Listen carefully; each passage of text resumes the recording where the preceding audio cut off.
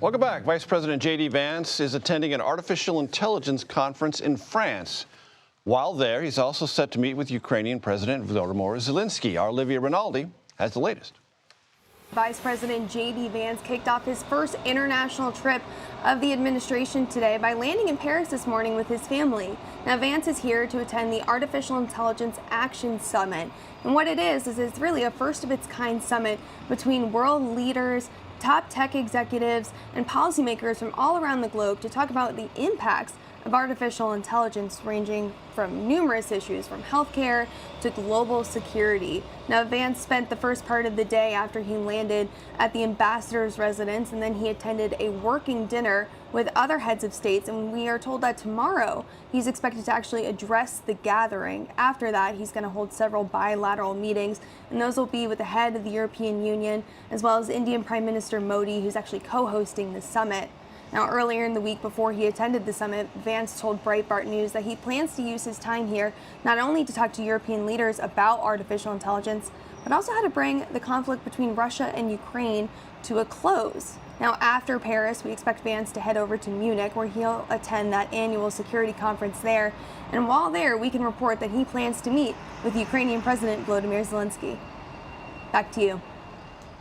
Olivia Rinaldi, thank you so much, coming to us from Paris. Dave Weigel and Sabrina Rodriguez join me now here at the table. Dave is a politics reporter for Semaphore. Sabrina, a national political reporter for the Washington Post. You've read this. I just want to read this to the audience. Over the weekend, the vice president posted this on social media. Quote, "If a judge tried to tell a general how to conduct a military operation, that would be illegal. If a judge tried to command the attorney general on how to use her discretion as a prosecutor, that's also illegal. Judges aren't allowed to control the executive's legitimate power." Dave, that has, well, as you well know, provoked kind of a low-level outrage among those who are Democrats, progressives, liberals, saying this sounds authoritarian to them. Yes, legitimate's a load-bearing word in that paragraph. I think it absolutely is. It will be up to what Sam Alito thinks is legitimate power and what isn't. That's the goal of all these suits. Not to be too dismissive of any of them, but this is the first time as president, because he got Amy Coney Barrett in the court at the end of his last term. First time he's got a 6-3 conservative majority. It's going to have the chance to revisit a lot of precedents that Republicans have, not every Republican, but the sort of anti-New Deal Republicans have wanted to get rid of for 80 years. And they've already had some success in getting rid of some precedents that everyone, if you take a walk down D.C. and bump into a lawyer, they'll tell you was going to stand. It didn't. Right. Mm-hmm. And Sabrina, whatever this is, it does appear to be a rather intense conversation, possibly clash, between the judicial branch, the legislative branch, and the executive branch about who has primacy. Absolutely. I mean, this is what checks and balances is for. Now we're going to be doing a strength test, I think, on the checks and balances. I think hearing, it wasn't just J.D. Vance's tweet. I think seeing what Elon Musk has been tweeting in the last couple of days, thinking, what Donald Trump himself has said. I think it was striking him yesterday ahead of going to the Super Bowl. He on Air Force One said, and I quote, "No judge should be allowed to make that kind of decision. It's a disgrace."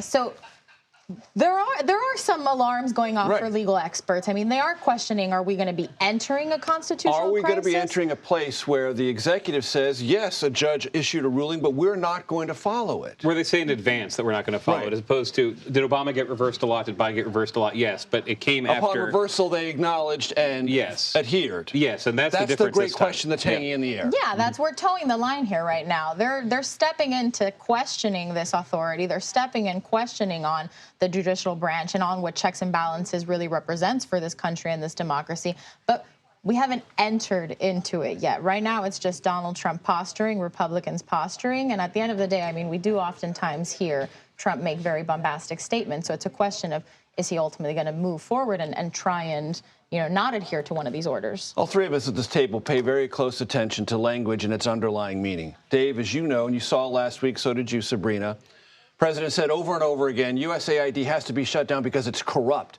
Kickbacks. Then, when the judge said, well, please, Justice Department, provide evidence to back that up, none provided.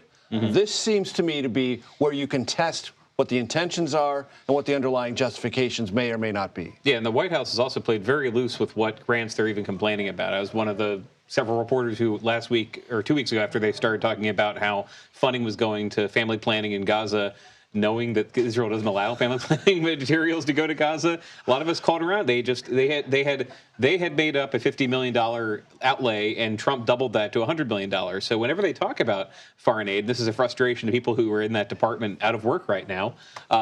That it doesn't even matter if they can prove that their grant was doing something. If they're in the middle of a clinical trial, the premise is, well, this shouldn't exist. It might lead to corruption.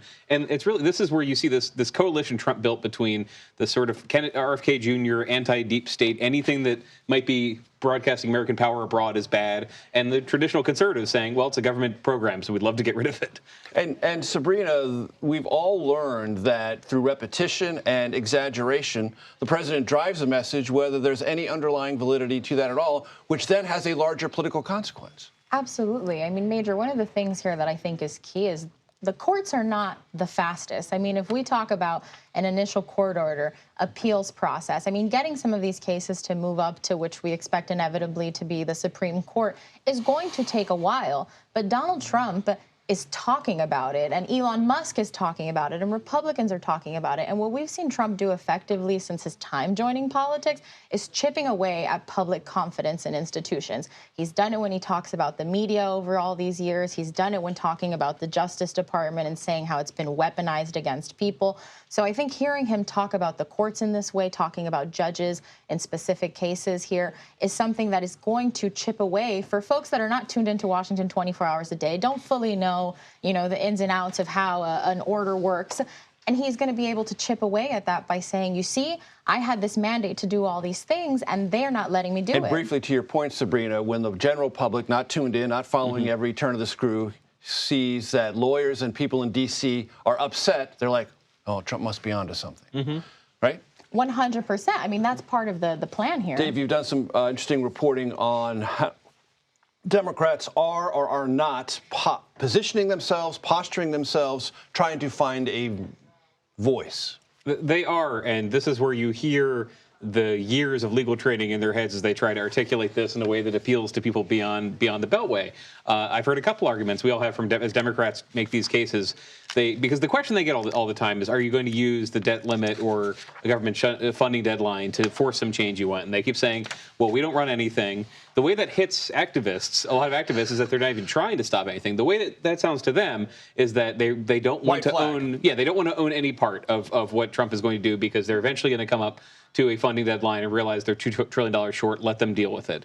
And the rest of their resistance is, you start to see Democratic strategists, some of them bolder than others, say they're not picking the right targets. The reason that the OMB freeze was bad politics is because you had people calling congressional offices saying, I don't know where my Head Start funding is coming from. Is this program affected, et cetera? And that is the thing about USAID. Unpleasant to hear if you work there.